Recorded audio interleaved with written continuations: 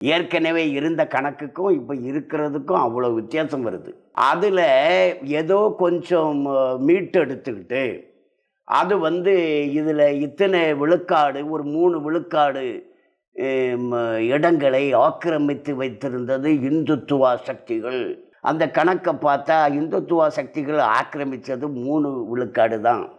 ஆனால் 30 விழுக்காடு ஆக்கிரமித்தது இந்து அல்லாதவங்க. அதையும் அவர் சொல்லலை.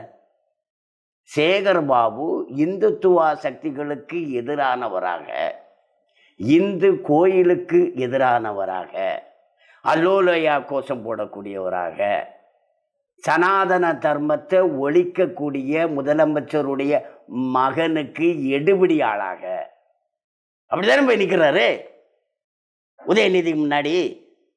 அவர் சனாதனத்தை அழிப்பேங்கிறாரு, இவர் இப்படி போய் நிற்கிறாரு. என்ன கேவலம் இது!